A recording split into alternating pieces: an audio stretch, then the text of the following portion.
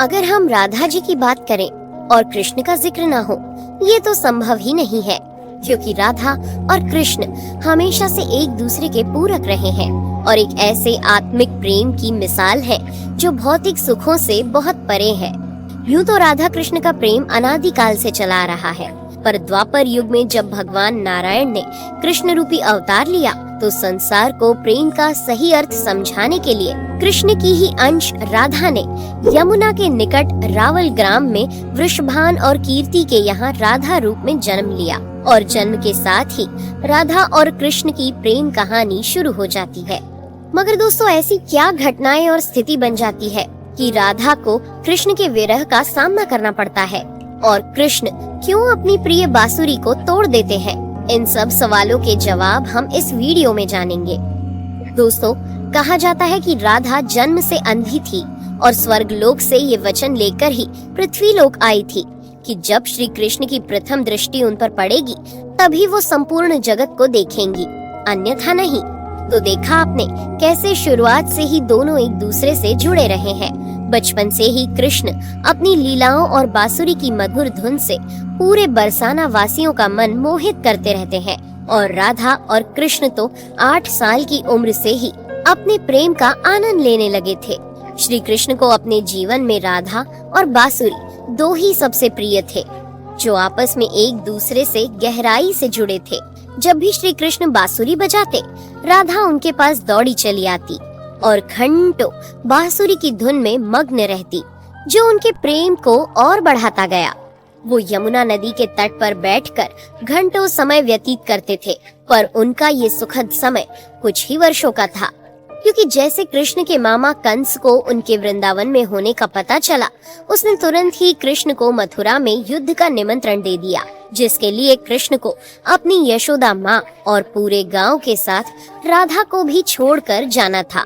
कृष्ण और राधा दोनों को पहले से पता था कि कृष्ण अब वृंदावन वापस कभी नहीं आ पाएंगे और बहुत समय तक एक दूसरे से मिल भी नहीं पाएंगे, तो इसलिए मथुरा जाने से पहले राधा ने कृष्ण से 2 वचन लिए। पहला वचन था कि राधा के हृदय में हमेशा केवल कान्हा का वास रहेगा और दूसरे वचन के अनुसार मृत्यु से पहले उन्हें कान्हा के दर्शन होंगे। परंतु इन वचनों को देने के बाद श्री कृष्ण को पता था कि राधा उनके विरह में बहुत विलाप करेंगी, तो राधा हमेशा खुश रहे, इसके लिए श्री कृष्ण ने भी राधा से वचन लिया कि राधा को कृष्ण की याद में अब एक भी अश्रु नहीं बहाना होगा। ये वचन लेने के बाद श्री कृष्ण मथुरा की ओर बढ़ जाते हैं और राधा वृंदावन में ही रह जाती है, जिसके बाद से राधा का वर्णन बहुत कम ही मिलता है। इसके बाद कृष्ण ने मथुरा जाकर कंस का वध किया और अपने माता पिता देवकी वासुदेव को मुक्त कराया और फिर उन्होंने मथुरा से आगे बढ़कर प्रजा की रक्षा के लिए द्वारका नगरी की स्थापना की, जिसके बाद से उन्हें द्वारकाधीश कहा गया। कृष्ण द्वारका में रुक्मिणी और सत्यभामा से भी विवाह करते हैं। साथ ही इनके अलावा भी कृष्ण की 16,108 रानियां थी, जिनमें से रुक्मिणी कृष्ण की सबसे प्रिय पत्नी थी। उन्होंने केवल कृष्ण की छवि को देखकर ही उन्हें अपने मन में बसा लिया था और कृष्ण से विवाह के लिए वो अपने भाई रुक्मी के विरुद्ध भी चली गई थी। प्रेम पत्र के माध्यम से कृष्ण को बुलाकर और कृष्ण के साथ भाग गई थी। फिर उन्होंने कृष्ण के साथ द्वारका नगरी में सुखपूर्वक अपना जीवन व्यतीत किया और कृष्ण भी अपने दैवीय कार्यों में लीन हो गए। दोस्तों, आजकल तो हम भौतिक विवाह को ही सच्चे प्रेम का माध्यम मानते हैं, पर राधा और कृष्ण तो एक ऐसी मिसाल है जिन्होंने तो कभी विवाह ही नहीं किया, केवल अपने मन और हृदय से एक दूसरे को प्रेम किया और उसी सच्चे प्रेम से एक दूसरे से हमेशा बंधे रहे। दोस्तों, राधा और कृष्ण के प्रेम की बहुत सी अलग अलग कथाएं हैं और उनमें से एक प्रचलित कहानी ये है कि श्री कृष्ण कभी कभी सोते ही राधे श्री राधे बोल पड़ते थे, जो श्री कृष्ण की रानियों को अच्छा नहीं लगता था। तो एक बार रुक्मिणी ने श्री कृष्ण से कहा कि हे प्रभु, प्रेम तो हम सब भी आपसे करते हैं, पर ऐसा राधा जी में क्या है जो आप सोते हुए भी उन्हें याद करते हैं? तो कृष्ण बोले, तुम एक बार राधा से मिलाओ, फिर तुम्हें खुद ही पता चल जाएगा और उनके लिए कुछ लेते हुए भी जाना, जिसके बाद रुक्मिणी राधा जी के लिए बहुत गर्म दूध ले जाती है और राधा के महल के द्वार पर पहुंचती है, जहां वो तेज और ओजवान स्त्री को खड़ा देखती है तो उनसे पूछती है कि क्या आप ही राधा हो? तो वो कहती है, नहीं, मैं राधा नहीं, उनकी सेविका हूँ। राधा रानी तो 7 द्वार के अंदर मिलेंगी। तो रुक्मिणी जी 1-2 करके ऐसे सभी द्वारों को पार करती जाती हैं। दोस्तों, जब वो राधा रानी के कक्ष में पहुंचती है तो उन्हें पता चलता है कि राधा कई रातों से कृष्ण नाम जपते हुए जागती रही है और अभी ही उन्हें निद्रा आई है। रुक्मिणी राधा की सखियों से कृष्ण द्वारा मिलने के लिए कहने के बारे में बताती है तो उतने में ही राधा उठ जाती है और कहती है कि कृष्ण ने आज मुझसे मिलने के लिए किसी को भेजा है। रुक्मिणी आश्चर्यचकित हो जाती है। केवल कृष्ण जी का नाम लेने से राधा जागृत हो गई और उन्हीं के बारे में पूछने लगी। इतना ही नहीं, जब राधा को पता चला कि कृष्ण ने उनके लिए प्रसाद भेजा है तो वो बिना कुछ सोचे रुक्मिणी से वो गर्म दूध लेके पी जाती है, जिसे देखकर रुक्मिणी हैरान रह जाती है। फिर वो राधा जी से बातें कर वापस आ जाती है।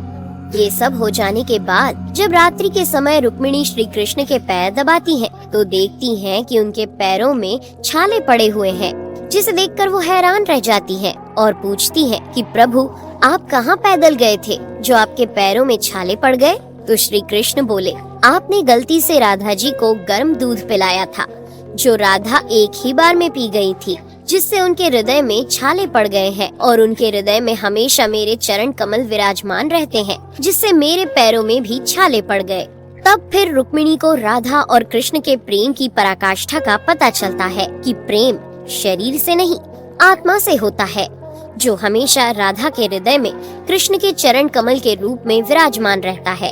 एक कथा में आता है कि ब्रह्मा जी ने पृथ्वी लोक आकर वृंदावन में पहले राधा और कृष्ण का विवाह करवाया था, पर इसके बारे में ज्यादा जानकारी नहीं है।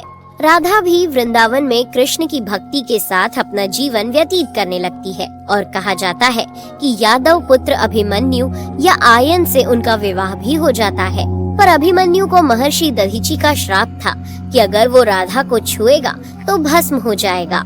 इस प्रकार राधा विवाह के पश्चात भी कृष्ण के प्रेम से स्वतंत्रता पूर्वक जुड़ी रहती है।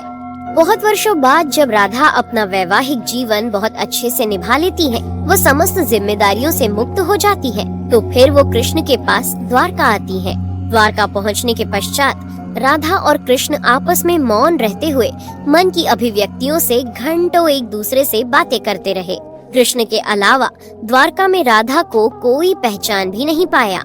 फिर राधा कृष्ण के महल में निवास करने लगी और कृष्ण ने भी उन्हें महल में देविका के रूप में नियुक्त किया, जिससे राधा महल में काम करने के साथ साथ समय मिलने पर कृष्ण की भक्ति और उनसे प्रेम पूर्वक बातें कर सकती थी। परंतु कृष्ण तो अब अपने राजपाट व अन्य कार्यों में व्यस्त रहते थे। दूसरी ओर राधा अपने पुराने कृष्ण को ही याद करती थी, तो कृष्ण का पुराने दिनों जैसा साथ ना पाकर राधा का मन और अधिक व्याकुल रहने लगा और उन्हें डर सताने लगा कि कृष्ण की जो मनोहर छवि उनके हृदय में है वो कहीं धूमिल ना हो जाए। इसी डर से राधा ने चुपचाप तरीके से राजभवन और द्वारका नगरी भी छोड़ दी। जिसके बाद ऐसे ही कुछ समय और बिताने के बाद जब राधा का अंतिम समय पास आने लगा, तब उन्होंने कृष्ण का स्मरण कर उन्हें अपने वचन की याद दिलाई। राधा के स्मरण करते ही कृष्ण वहाँ दौड़े दौड़े चले आए, परंतु राधा की अत्यंत दयनीय स्थिति देखकर वे अत्यधिक भावुक हो गए और उन्होंने राधा से अंतिम समय में कुछ मांगने को कहा, जिस पर राधा ने उनके सामने एक ही इच्छा प्रकट की थी कि वो अपने जीवन के अंतिम क्षणों में कृष्ण का वही रूप देखना चाहती है जैसा वो वृंदावन में देखा करती थी। वो उन्हें वही बांसुरी की मीठी धुन बजाते हुए सुनना चाहती है। दोस्तों, राधा का बस इतना कहना था कि कृष्ण ने अपनी बांसुरी उठाई और वही मीठी धुन बजाने लगे और बांसुरी बजाते हुए कृष्ण और उनकी धुन सुनती राधा दोनों की ही आंखों से प्रेम के आंसुओं की धारा बह रही थी। इतना ही नहीं, बांसुरी की मीठी धुन सुनते सुनते ही माता राधा ने उनके सामने प्राण त्याग दिए, जिसके बाद उनकी मृत्यु से कृष्ण इतने विचलित हो गए थे कि उन्होंने अपनी प्रिय बांसुरी को वहीं तोड़कर फेंक दिया था। तो ऐसे राधा की मृत्यु के साथ ही कृष्ण ने बांसुरी से भी हमेशा के लिए मुख मोड़ लिया, क्योंकि बांसुरी और राधा का एक अद्भुत रिश्ता था। इसलिए राधा की मृत्यु के पश्चात कृष्ण ने अपने शेष जीवन में बांसुरी तो क्या किसी अन्य वाद्य यंत्र को हाथ भी नहीं लगाया। दोस्तों, राधा और कृष्ण की प्रेम कहानी के लिए कहा भी जाता है, एक प्राण दो देही, राधा संग स्नेही, जिनके शरीर बस अलग थे और आत्मा एक ही थी। तो दोस्तों, कैसा लगा आपको हमारा आज का ये वीडियो? हमें कमेंट करके जरूर बताइए और जाते जाते चैनल को सब्सक्राइब जरूर कर दीजिएगा। Thanks for watching.